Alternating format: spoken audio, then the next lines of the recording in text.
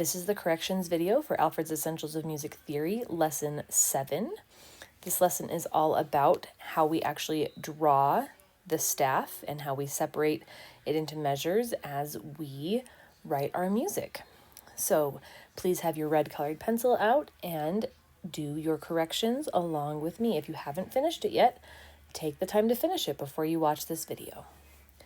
All right, firstly, it wants us to divide the staff into 4 measures with a double bar line at the end. A single staff does not begin with a bar line, so we don't have to do that like we do with the grand staff.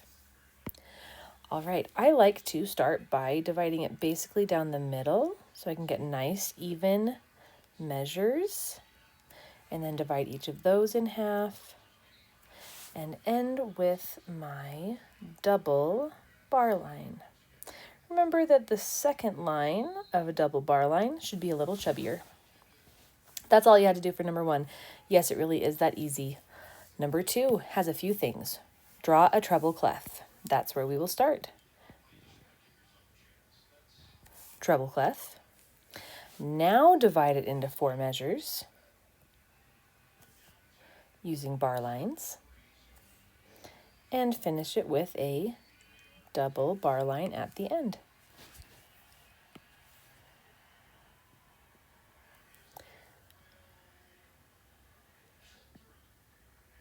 Just like this.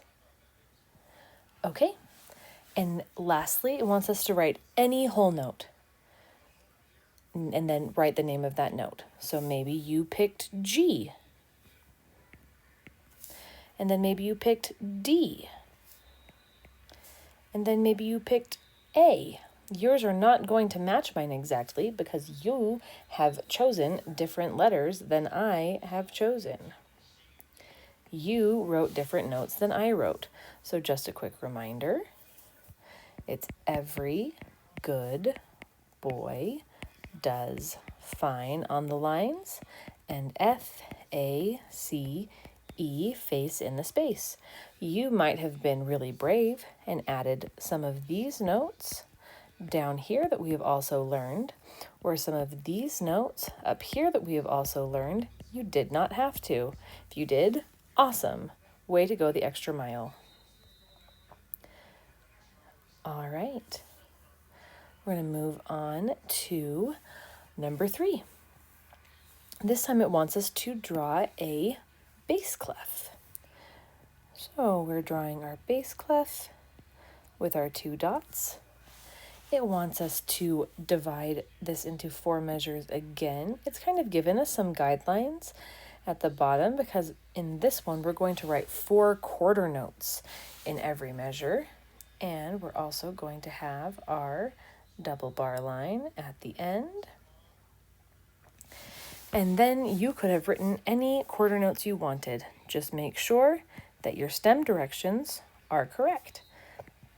If it's on or above the middle line, then your stems will go down. If it's below the middle line, then your stems will go up.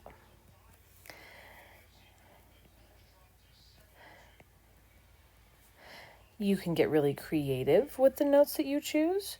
You could have gotten really boring with the notes that you chose. It doesn't actually matter as long as you go through and name the notes correctly.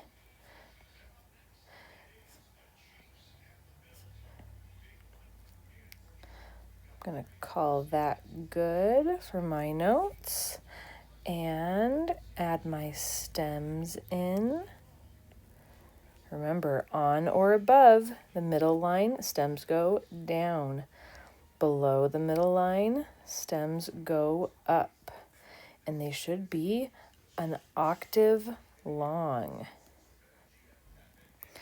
I have all cows eat grass. I have great big dogs fight animals. And that's all cows eat. Great big dogs, great. All cows, all cows eat, all cows. Yours is not going to look like mine.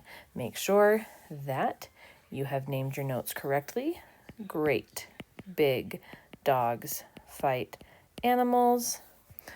All cows eat grass. Maybe you went for the bonus notes, basement, center, door, or maybe you went for the low bonus notes. You did not have to, but if you did, that's awesome. And then remember that it is the middle line that is going to define if a stem goes up or if a stem goes down. All right. And the last one, it wants us to draw an entire grand staff. So we're going to start with our beginning bar line, with our brace, with our treble clef, with our bass clef, and then bar lines. And every bar line has to go all the way through the grand staff. We're not going to pause in the middle like that. That does not show us as clearly that these two staves belong together.